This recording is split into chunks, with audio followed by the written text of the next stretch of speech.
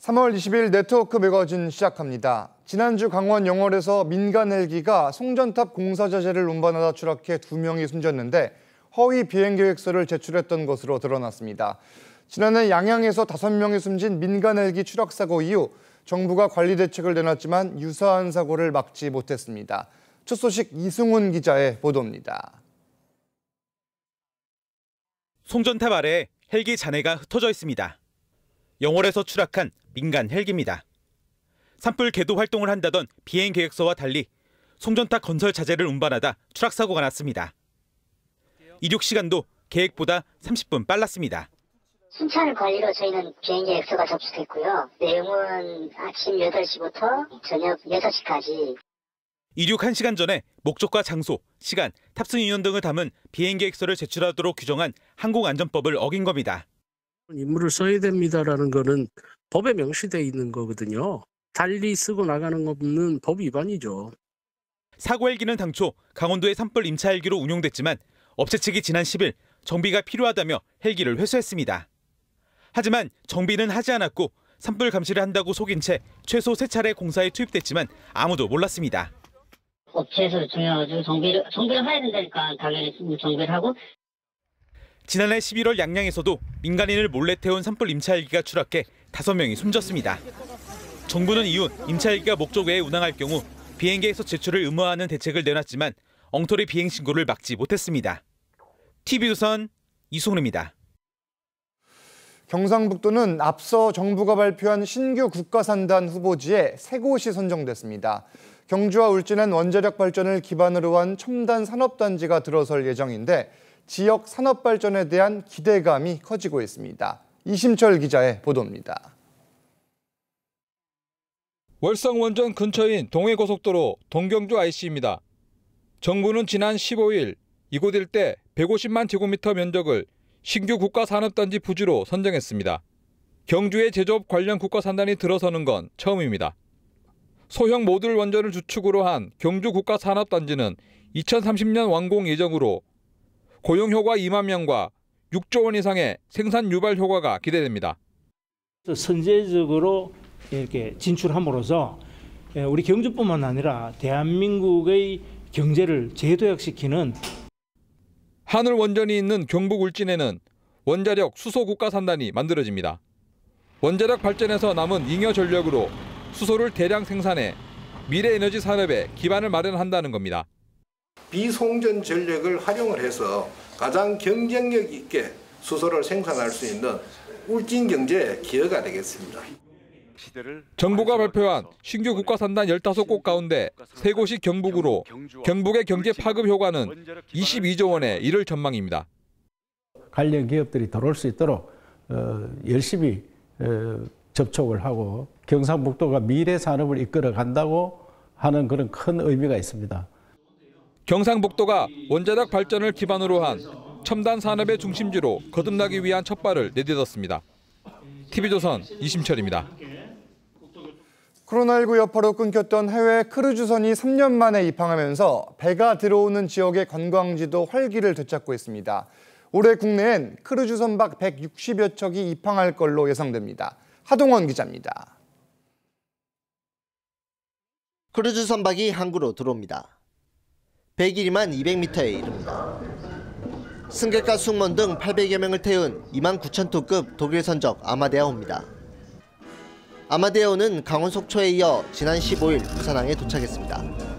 여행객을 태운 크루즈선이 국내 온 건 코로나 이후 3년 만입니다. 관광객들은 배에서 내려 용두산공원과 국제시장 등 부산의 명소를 관광했습니다. Enjoy our excursions and stay in Korea. Because we saw it's the second time here and we like it. 오랜만에 찾아온 외국인 관광객의 전통시장 상인들도 즐겁습니다. 유동 인구가 많으니까요. 기대 효과는 많다고 봐야죠. 네. 외국인이 오면 관광 명소로서 또 국내 분들도 많이 올 수도 있으니까. 오는 6월부터는 부산을 모항으로 하는 크루즈 관광도 재개됩니다. 선용품 등 연관 산업 그리고 관광 산업 이런 어떤 부분들이 어우러져서 지역 경제 활성화에 크게 기여를 할 것으로 생각합니다. 올해 국내에는 크루즈선 160여 척이 입항할 것으로 예상됩니다. 코로나19 여파로 침체됐던 크루즈 운항이 재개되면서 각 지역의 관광 경기도 활력을 되찾고 있습니다. TV조선 하동훈입니다. 전북 임실의 인공호수인 옥정호에 길이 420m짜리 출렁다리가 들어섰습니다. 임실군은 출렁다리를 시작으로 주변 관광 인프라를 확충해 올해 관광객 1,000만 명을 유치한다는 계획입니다. 박건우 기자입니다. 붕어섬을 낀 호수 위에 긴 출렁다리가 들어섰습니다. 산과 호수와 다리가 어우러진 색다른 경치를 선사합니다. 투명한 소재로 바닥을 만들어 아슬아슬한 쾌감도 즐길 수 있습니다. 출렁다리 건너면은 약간 긴장감이 돌잖아요. 편의시설도 잘 돼 있고 주변 경관도 좋고요. 전북 임실의 인공호수로 여의도 면적의 9배에 이르는 옥정호에 출렁다리가 들어섰습니다. 요산공원과 붕어섬을 잇는 옥정호 출렁다리의 길이는 420m에 이릅니다. 출렁다리의 조탑 높이는 80m가 넘습니다. 옥정호 출렁다리는 특히 더 그냥 풍광이 너무 아름다워서 권하고 싶은 출렁다리라고 생각합니다. 인근 주민들은 출렁다리 개통이 지역 경제 활성화에 도움이 될 것으로 기대합니다. 일단 지역 경제에는 크게 도움이 되고요. 또 사람을 많이 볼 수 있어서 좋아요. 임실군은 출렁다리가 연결된 붕어섬에 계절꽃도 심을 예정입니다. 붕어섬 내에 계절꽃 식재라든지 수목 식재라든지 경관 종소를 더욱 하고 있고요. 임실군은 성수산 개발과 국가생태 탐방로 조성 등을 통해 올해 관광객 1,000만 명 시대를 열 계획입니다. TV조선 박건우입니다. 포근한 날씨가 이어지며 제주는 이미 유채꽃이 활짝 피었습니다. 올해는 봄꽃 개화 시기가 평년보다 최대 9일이나 빨라졌는데 개나리와 벚꽃 등의 개화 예상 시기를 김동영 기자가 알아봤습니다. 제주 들녘이 유채꽃으로 노랗게 물들었습니다. 꿀벌은 꽃향기를 쫓느라 분주하고 관광객들은 사진을 찍으며 추억을 남깁니다. 기분이 날아갈 것 같아요. 일단 얼굴을 다 내어놓을 수 있으니까 활짝 날아가는 거, 하늘로 붕 떠 날아가는 것 같아요.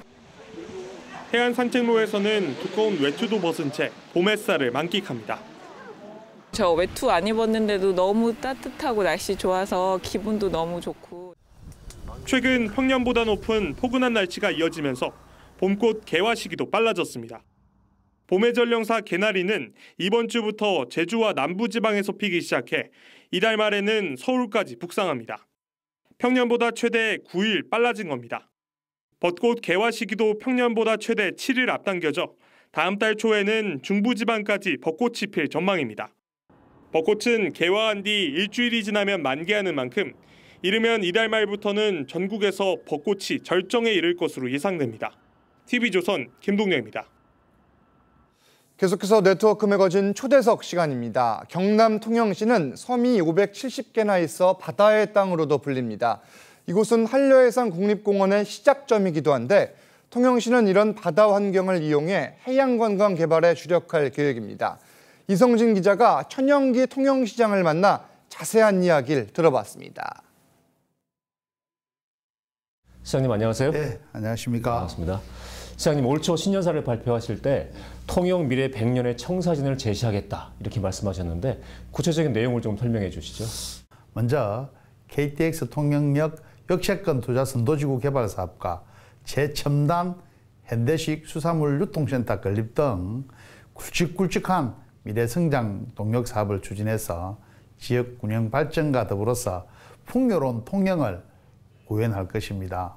또한 우리 이수시 문화자원을 활용한 독특한 역사체험 프로그램 개발과 근대 역사문화공간 재생 활성화 사업, 육지와 섬, 성과 섬을 잇는 선진형 마리나 시설 확충과 한산도, 욕지도, 사랑도 등 섬마다 특색이 있는 관광 요소를 개발해서 시대를 선도하는 문화관광 도시를 실현할 계획입니다. 여기에 전국 최초로 실시하는 어린이 안전사고 재해 상해보험 지원과 통영시 대학생 등록금 전액 지원, 또 섬주민 교통비 지원과 해상교통수단 다양화 등으로 시민들이 안전하고 편안한 복지 행정을 누릴 수 있는 도시로 만들어갈 계획입니다. 총 사업비 1조 원 규모를 투입해서 통영 한산도 건역을 세계적인 휴양관광도시로 조성할 계획으로 알고 있습니다. 이 한산도는 한려수도가 시작되는 곳입니다. 남해안권 해양 레저 관광벨트가 조성이 되면 부산, 경남, 전남을 잇는 중추적인 남해안권 핵심 관광 중심지가 될 것이라고 저는 전망을 합니다. 통영은 영마리나 시설을 주요 섬마다 설치했고 산양읍에 마리나 비지센터가 준공이 되면 남해안 K마리나 루트의 중추적인 역할을 할 것이라고 저는 기대를 합니다. 또한 통영의 교통 접근성을 높이고 관광산업 부흥을 위해서 남북 내륙측도 통영 역세권과 그 배후 도시를 조성해서 지역의 교통 거점으로 만들고자 합니다. 국도 5호선 한산대척교 조기 착공을 위해서 우리 경상남도를 비롯한 중앙기관과도 긴밀한 협의를 하고 있습니다.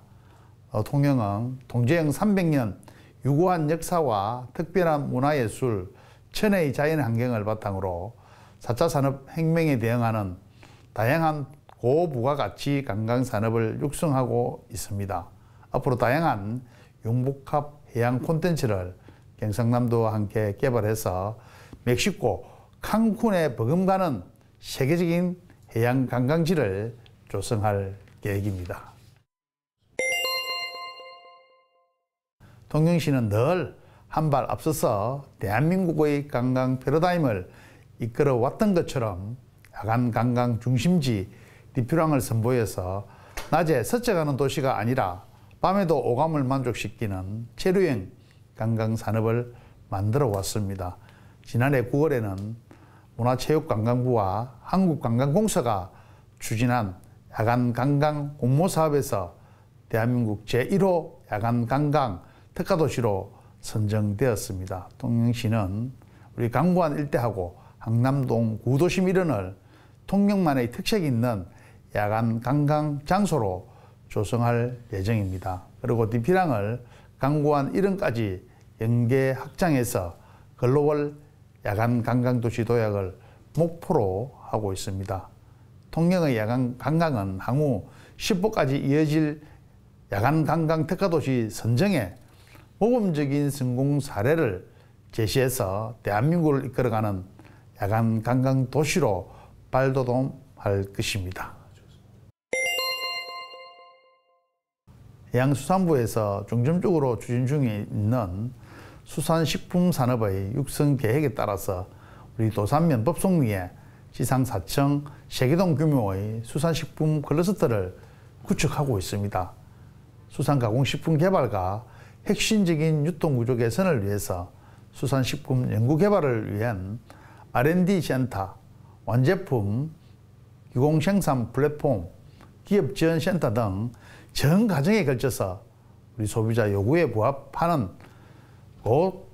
고차 가공 수산식품 생산을 다양화할 계획입니다. 또 우리 통영시는 기후온난화에 대응해서 도산면 일원의 애플망고와 같은 아열대 가수 재배 기반 조성과 최첨단 딸기 농업 기술 지원, 그리고 섬의 특색을 살린 고구마, 쑥, 약혼 등 특가 작물 생산 기반 조성 사업을 지속적으로 추진하고 있습니다.